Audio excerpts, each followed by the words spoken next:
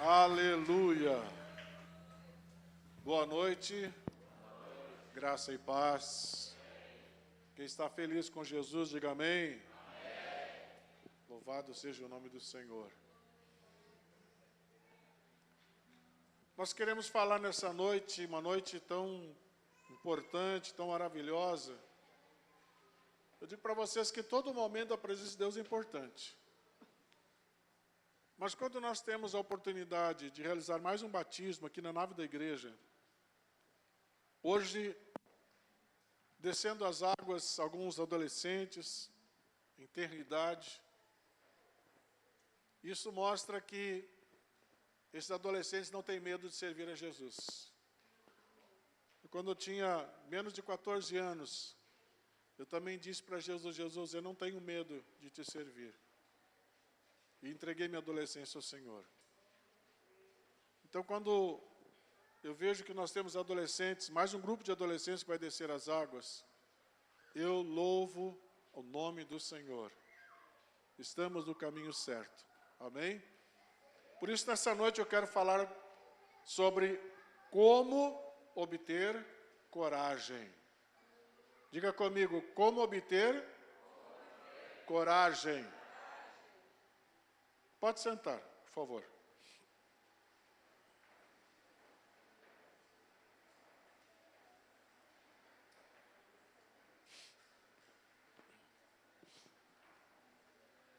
São muitas pessoas que, hoje em dia, estão precisando de coragem. Mas como conseguir essa coragem? Como conseguir conquistar essa coragem sendo medrosos? Porque eu digo para vocês, amados, nós temos hoje muitas pessoas medrosas. São valentes em algumas circunstâncias, mas se tirar o apoio daquelas circunstâncias, se tornam medrosos. Vamos pegar o exemplo de Gideão. Gideão, Deus estava olhando para a necessidade do povo judeu, os israelitas estavam sendo massacrados pelos midianitas, e Deus então resolve tomar uma providência e chama Gideão. E Gideão, na hora que tomou conhecimento, o que Deus queria que ele fizesse, ele teve medo. E ele fez exatamente aquilo que muitas pessoas fazem hoje. Agora eu vou falar a nível de igrejas. Estamos cheios de pessoas dentro das igrejas, que quando são chamadas, quando são convocadas para alguma coisa, inventam desculpas. Os medrosos inventam desculpas. E Gideão, com medo naquele primeiro momento, ele diz: Deus, mas quem sou eu para livrar esse povo? A minha família é a menor da tribo de Manassés. Eu sou o menor da minha família. Não tenho dinheiro, como é que eu vou montar um exército? Irmão, naquele momento Israel não tinha um exército. Não tinha ninguém preparado militarmente para a guerra. Então, ele começa a explanar, começa a dar as suas justificativas para tentar fugir do compromisso. Mas louvado seja o nome do Senhor, que mesmo muitas vezes Deus, olhando medo em nós, Ele também toma as suas providências para nos encorajar. Assim como Ele fez com Gideão. Gideão primeiro se lamentou. E depois, Deus disse para ele: meu filho, se eu sou contigo, ferirás os midianitas como se fossem um só homem. Se eu sou contigo, sou ou não sou? O senhor é comigo. Então, se eu sou contigo, não temas. Não tenha medo. Porque tu vai ferir o inimigo, tu vai pisar na cabeça dos midianitas. E vai feri-los como se eles fossem um só. E naquele momento, meus amados, que Gideão ouve essa palavra de Deus, ele já começa a se fortalecer. Ei, deixa eu dizer uma coisa para ti. Se tu é uma pessoa que tem medo de tomar decisões, tem medo de enfrentar um ministério que tu sabe que Deus já te deu, mas está com medo de enfrentar. Deixa eu te dizer, o Senhor está dizendo para ti, eu sou contigo. Eu sou contigo. E assim como Gideão começou a se encher de coragem pela palavra de Deus, deixa eu dizer uma coisa para ti. Em nome de Jesus, te encha de coragem também. Acaba com esse medo. Porque o medo não vem de Deus. O medo é do diabo. Então acaba com esse medo.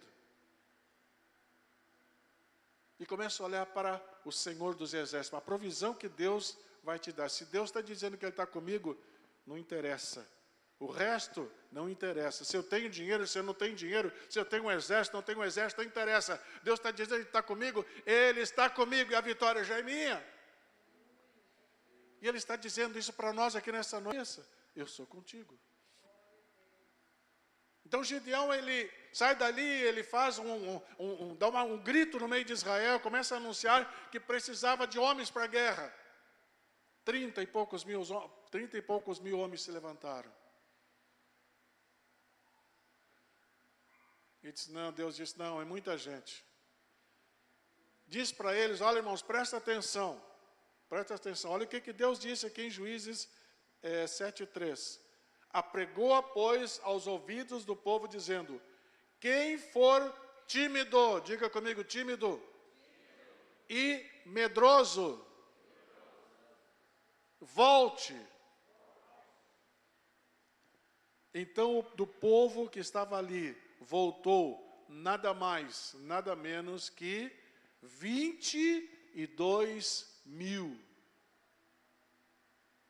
Daquele grande exército que estava se montando, os tímidos medrosos, 22.000 voltaram para casa. Deus olhou aquele pessoal que restava, não, ainda tem muita gente aí. Não é isso que eu quero. E Gideão com aquilo, meus amados, cada vez ficou mais encorajado. Porque ele agora não está confiando na força dele, na capacidade dele, mas ele agora está confiando na capacidade que Deus estava ali com ele. O que Deus poderia fazer. Então ele leva o pessoal lá na beira lá do ribeiro, à beira das águas, e ele dá uma orientação, olha, mande que eles bebam água. E aqueles que botarem a cara dentro da lambiágua como um cachorro, manda embora. Mas aqueles que levarem a mão na água e colocar na boca, esse é o exército que eu quero. Por quê? Porque eles estão vigiando, estão olhando para todos os lados. Se o inimigo se aproximar, ele não me pega de surpresa. Ao passo que se a pessoa está com a cara dentro d'água, lambendo a água, o inimigo chega sorrateiramente e ele não tem poder de reação. Sabe quantos restaram? 300. Aí quando Deus olhou aqueles 300, Ele disse, esse é o exército que eu quero. Para que eles não se gloriem, porque Israel vai ver o livramento que eu vou dar para ele. E a história você já conhece, a Maria já conhece a história. Aqueles 300 homens se dividem, sobem os morros. E na hora certa, todos eles acendem as suas lâmpadas, as suas tochas. E eles começam a quebrar aqueles cântaros que eles tinham levado e fazer uma zoeira, fazendo barulho e gritando pelo Senhor, pelo Gideão, pelo Senhor. O pavor no meio dos midianitas foi tão tremendo, que eles começaram a se matar uns aos outros. Foi a primeira guerra que o exército ganhou, sem precisar tirar a espada da bainha. Vocês estão entendendo, amados? Estão entendendo o que Deus, como Deus olha para nós, como Deus valoriza uma pessoa que tem coragem? E como o tímido e o medroso, Ele diz, olha, volta, vai lá, te recupera, lá te refaz, e quando tu tiver coragem, tu volta. Porque a grande verdade é, meus amados, e agora escuta o que eu vou te dizer, isso é muito sério. O tímido e o medroso, ele não chega a lugar nenhum. Mas muitas vezes, ele atrapalha. Muitas vezes ele atrapalha. E eu posso dizer isso, irmãos, por experiência pessoal. Porque quando eu desci as águas, eu era tímido demais. Tímido demais. Eu tinha timidez paralisante. Eu paralisava.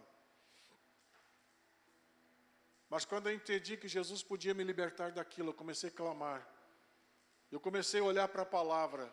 E eu entendi, meus amados, que o Senhor tinha me chamado para ser um vencedor. Assim como o Senhor está chamando vocês para serem vencedores. Então repreende da tua vida a timidez e o medo. Tire isso da tua vida em nome de Jesus. Mas só existe uma forma de nós fazermos isso. É através do conhecimento da palavra de Deus. Porque a Bíblia diz, conhecereis a verdade vos libertará. Só tem uma forma de ser livre da timidez e do medo. Te aprofundando na palavra de Deus. Digam graças a Deus. Muitas pessoas hoje estão perdendo grandes bênçãos da parte de Deus.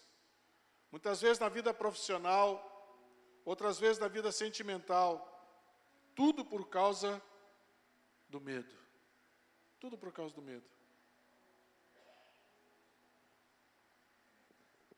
Sabe, irmãos, eu nunca falei isso aqui para vocês, mas hoje eu vou falar.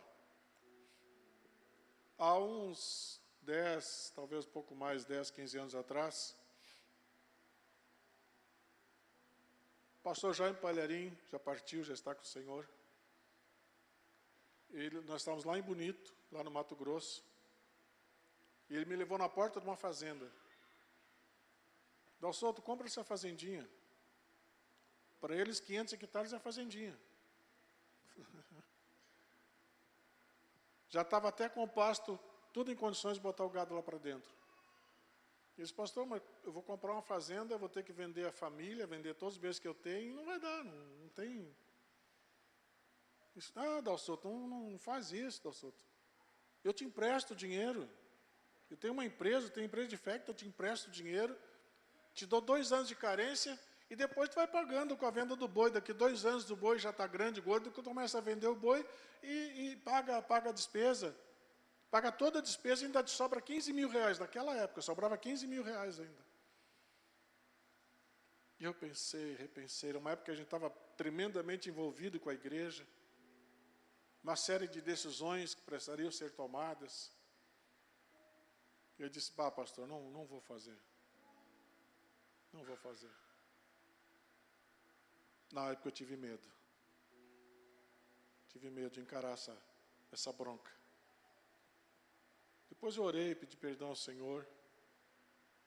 E eu entendi que não era o meu chamado de ser fazendeiro. Mas hoje eu poderia ser um fazendeiro. Esses dias, a pastora Nancy estava aqui em casa, a esposa dele. E eu olhando para ela e pensando, meu Deus, eu podia ter uma fazendinha lá também com eles, né? Porque eles têm pouco lá, eles têm só 10 mil cabeças de gado. Pouquinha coisa. Né? Então, naquela época, realmente, eu fiquei com medo. Porque a minha cabeça não estava lá. Minha cabeça não estava em fazenda, em gado. Minha cabeça estava aqui na igreja. Estava com vocês. Então, por isso que eu digo para vocês, irmãos, que hoje tem muitas pessoas que por medo perdem bênçãos na sua família, perdem bênçãos no seu lado profissional. De repente Deus está te dando a chance de uma mudança profissional. A pessoa fica com medo. A pessoa não está orando de acordo, não está buscando de acordo, conforme deveria buscar, conforme deveria orar. E ela então tem medo de tomar decisões e ela vai perdendo as bênçãos. Então deixa eu dizer uma coisa para vocês, amados. Se a Bíblia diz que o medo é do diabo, quando o medo te vence, quem está te vencendo é o diabo. Vou repetir. Quando o medo te vence, quem está te vencendo é o diabo. Eu não gosto que o diabo me vença. Eu não gosto. Não sei se alguém gosta, mas eu não gosto. Isaías capítulo 28, verso 16, ou melhor, diz assim: portanto, assim diz o Senhor, aquele que crer, não foge. Diga comigo, aquele que crer, não foge. Dá para entender isso, amados? Sim ou não? Existem várias passagens na Bíblia onde Deus, Ele fala com seus filhos a respeito de coragem. Certa vez Ele falando com Josué, Ele disse: tão somente ser forte e muito corajoso, aleluia, porque eu sou contigo. Josué estava prestes a fazer algo tremendo. Agora já não tem mais Moisés para estar ao lado dele. Agora é tudo com Josué. Pensa que Josué não deu uma tremidinha? Claro que deu. Mas lá vem de novo o Senhor falando com Josué, dizendo: olha, não tema, meu filho, ser forte e corajoso, porque eu sou contigo. Louvado seja o nome do Senhor. A Bíblia relata, meus amados, situações em que o inimigo simplesmente ele foge da batalha, ele corre desesperado, por causa das providências que Deus havia tomado através de homens corajosos, pessoas corajosas, pessoas que não têm medo de tomar decisões, pessoas que não têm medo de assumir uma posição. Porque a pessoa que não tem medo de tomar uma posição, ela sabe o que é sim e ela sabe o que é não. Ela não fica em cima do muro. Ah, mas se eu falar sim, eu vou machucar fulano e beltrano, mas se eu falar não, eu vou magoar. Não, eu tenho a minha posição em Cristo Jesus. Se eu sou um vencedor em Cristo Jesus, eu tenho que olhar para Ele e para a palavra. E eu tenho que ser posicionado. Sim, sim, não, não é o que diz a palavra de Deus. E o que está fora disso procede do mal. O próprio Deus está falando isso na sua palavra. Então todo crente, ele precisa ter posição. Ele não pode ter medo de se posicionar como homem de Deus, como mulher de Deus. Quando tiver que dizer sim, ele vai dizer sim. Mas quando ele tiver que dizer não, ele vai dizer não e acabou. Porque agora quem vai cuidar das consequências é o próprio Deus. Não sou eu que depois que eu tomo minha posição, vou sair correndo, tomando decisões, ajeitando as coisas. Não, amados. Quem produz as soluções, depois que eu me posiciono, quem produz tudo isso é o Senhor. É o meu Deus. É aquele que me guarda, que me sustenta. Muitas vezes, amados, as pessoas dentro das igrejas, eles falam, tomam conhecimento de que o povo lá do mundo, ele é muito mais esperto do que nós. Agora deixa eu te dizer uma coisa. A igreja de 40 anos atrás era uma igreja recalcada. Era uma igreja que tinha medo. Era uma igreja tímida. Porque o mundo lá fora era muito mais esperto, muito mais inteligente. O pessoal estudava, se formava, ia para a faculdade. Então eles vinham de lá inteligentes e vinham para cima dos crentes, querendo passar para cima de crente. Eu vivi essa história. E nós começamos a orar. Eu comecei a orar nesse sentido, eu comecei a guerrear nesse sentido. E comecei a ir para a nossa juventude, vocês têm que estudar. Não posso ver crente jovem sem estudar, eu não aceito isso, não concordo. E consequência, hoje a cada ano que passa, 5, 6, 7 pessoas estão se formando. Fizeram a faculdade, fizeram seus cursos, estão formados. Só esse mês agora, esse mês que passou, tivemos vários irmãos que formaram, várias formaturas. Teve um dia que eu fui em 2 formaturas, 2 festas. E eu feliz da vida, irmãos. Feliz da vida porque eu estou vendo que Deus está respondendo às orações. A igreja hoje tem muitas pessoas que têm têm os seus graus, têm as suas formaturas, pessoas que estão trabalhando nas suas áreas, pessoas que não se deixam enrolar com facilidade, Pessoas que não têm mais medo, não têm aquele recalque, não têm aquela timidez. Ai, o mundo lá fora é mais esperto. Deixa eu dizer uma coisa para vocês, irmãos. Muitas vezes o mundo é mais esperto. Muitas vezes é. Mas o crente que resolve entrar em comunhão com Deus, ele se torna muito mais esperto que qualquer um lá fora. Ele pega muito mais experiência que qualquer um lá fora. Sabe por quê, irmãos? Porque esse crente descobriu o poder da oração. E ele vai orar, ele vai ler Bíblia, e Deus vai lhe dar conhecimento, Deus vai lhe dar estrutura, e ele vai fazer coisas maravilhosas.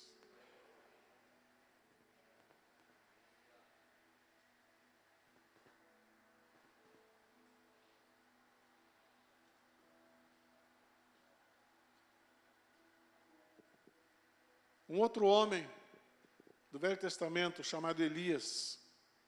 Estou dando uma puladinha aqui por causa do tempo. Elias, ele agora enfrenta uma grande batalha. Centenas de profetas de Baal estão tomando conta de Israel. Estão trazendo heresia para dentro de Israel. E Elias se levanta pelo poder de Deus, cheio de coragem, cheio de audácia. E ele vai ter com esses profetas. Ele lança um desafio. Vamos clamar, cada um clama ao meu Deus e vocês clamam ao Deus de vocês. E o Deus que manda fogo do céu, a esse seguireis.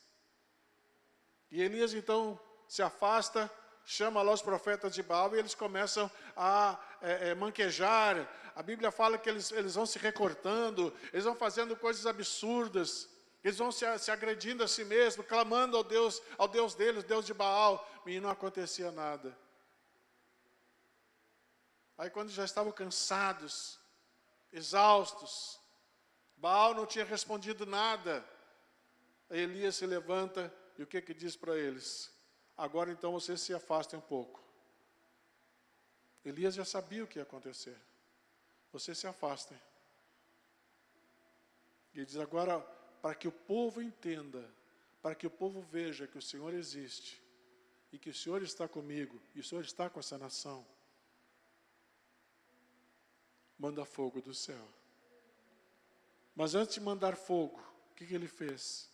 Levantou um altar com pedras, fez uma valeta ao redor, mandou que despejassem muitos cântaros d'água em cima daquele sacrifício, ao ponto que a água transbordou aquele riacho. Falar nisso, esquentaram a água hoje? Tu não me pega mais, né?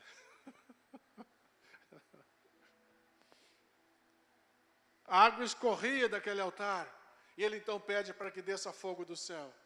Amados, imediatamente Deus respondeu e desceu um fogo do céu tão forte, mas tão forte, que ele veio lambendo aquele sacrifício, veio lambendo aquela água, consumiu aquelas pedras e consumiu toda aquela água, ficou tudo seco, seco, seco.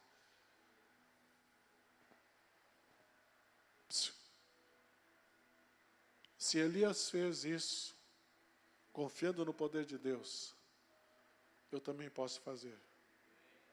Vocês também podem fazer. Alguém que vai dizer, pastor, então pede para Deus esquentar a água aí. Já pensou se ele manda muito fogo aí que consome toda a água? Não dá, né? Amados, eu conheço a história, a Bíblia fala a história de 4 leprosos, que estavam fora da cidade, porque era lei naquele tempo, a pessoa que era cometida por essa doença, ele não podia ficar no meio do povo, ele tinha que ficar num local separado, onde só tinham leprosos. E ninguém podia chegar perto deles, e eles não podiam chegar perto de ninguém. A lepra era altamente contagiosa. Eles estão na porta da cidade, morrendo à míngua, morrendo de fome. Mas me admira uma coisa, irmãos, a coragem daqueles leprosos. Porque conversando entre eles, eles falaram, o negócio é o seguinte, vamos lá no arraial dos sírios, vamos chegar lá e vamos pedir passagem, vamos entrar lá, nós estamos com fome. Se nos deixar entrar, viveremos. Mas se não quiser que a gente entre, morreremos, porque total aqui nós vamos morrer da mesma forma. E eles se levantaram, irmãos. Olha a coragem desses homens. Com lepra, doença contagiosa. Eles chegam na porta do arraial dos sírios. E eles entram lá para dentro. E qual é a surpresa deles? Não tinha nem um soldado inimigo lá. Porque Deus havia feito com que todos eles fugissem. Todos eles começaram a escutar o zum, zum, zum, de que o exército de Deus, o exército de israelitas, estavam vindo na direção deles agora junto com os egípcios e um outro exército que eu não lembro o nome agora. E os 13 estavam vindo contra eles. Não estava vindo ninguém, não vinha ninguém. E eles fugiram. Só que ao fugirem, deixaram comida, deixaram roupa, tudo de bom que eles precisavam para sobreviver, deixaram tudo para trás. Não morreram e viveram, porque tiveram coragem. Meu irmão, minha irmã, coragem. Coragem. E o Espírito Santo está me mandando dizer para vocês, algumas pessoas, não todos, mas algumas pessoas semana que vem, serão provados. Exatamente em cima dessa palavra. Coragem. Presta atenção nas coisas que vão acontecer durante a semana que vem. Presta atenção. Amém? Porque alguns serão provados. E quando a prova chegar, se lembra da palavra, espera aí. O pastor disse que alguém seria aprovado, e eu estou no meio desse bolo. O Senhor está permitindo que venha essa prova sobre a minha vida, mas Ele também já me deu a vitória, porque eu estou olhando para Ele, não estou olhando para as circunstâncias, eu não estou olhando para as batalhas que estão se levantando, estou olhando para o poder do meu Deus. Se meu Deus diz que Ele me livra, Ele me livra. Se Ele diz que Ele está comigo, Ele está comigo. Então, eu não tenho medo. Tenha posição, meu irmão. Tenha posição, minha irmã. Diga, não tenho medo. Diga, não tenho medo. Olha o que diz 1 João 4,18. O amor, no amor, não existe medo. Antes, o perfeito amor lança fora todo medo. Ora, o medo produz tormento. Logo, aquele que teme não é aperfeiçoado pelo amor. Dá para entender isso, irmãos? Vou repetir. Está ali? Não. Vou repetir. No amor não existe medo. Antes, o perfeito amor lança fora todo medo. Ora, o medo produz tormento. Logo, aquele que teme não é aperfeiçoado no amor. Oh, deixa eu te dizer uma coisa. Se tu ainda não sabe, o amor de Deus, Ele está sobre a tua vida. Amém, amados? O amor de Deus, Ele está sobre a nossa vida. Nós não estamos aqui preenchendo o nosso tempo de domingo. Nós estamos aqui apenas para preencher uma cadeira. Nós estamos aqui porque o amor de Deus nos trouxe até aqui para ouvir essa palavra, para cantar o seu nome, para adorar o Senhor, para receber orações. Deus nos trouxe aqui porque Ele nos ama. Então, se o amor de Deus está sobre a tua vida, tu vai vencer o medo, tu precisa vencer o medo. Através da tua oração, através da palavra, através da tua insistência, através da tua posição.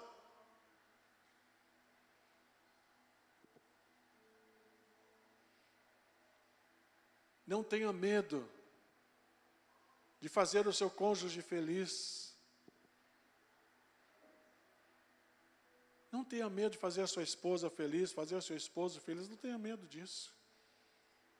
Não tenha medo de investir na sua casa, investir na sua família. Não tenha medo de fazer o melhor pela sua casa. Não tenha medo.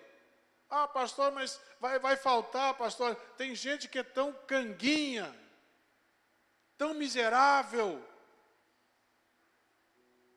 mesmo tendo condições financeiras. Se não tem, a gente entende, mas mesmo tendo condições, Não leva a sua família para um passeio, não leva a sua família para comer um cachorro-quente na esquina. Ai, que depois vai faltar, pode faltar. Mas tem dinheiro guardado. Se tu tem medo de investir na tua família, tem tudo para dar errado. E não é palavra de maldição, é uma palavra de orientação que eu estou te dando. Tem medo de investir na tua casa, tem tudo para dar errado. É só a gente olhar a Bíblia, só olhar a palavra de Deus, e nós vamos entender isso. Para terminar, quero dizer que tu deves vencer esse medo que lá está te atormentando. Lembre-se que o medo vem do diabo e quando tu és vencido pelo medo, tu és vencido pelo diabo. Repito uma frase que eu já falei. Eu não aceito perder para o diabo.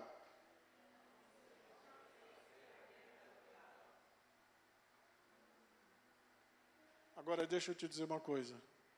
Se tu não aceita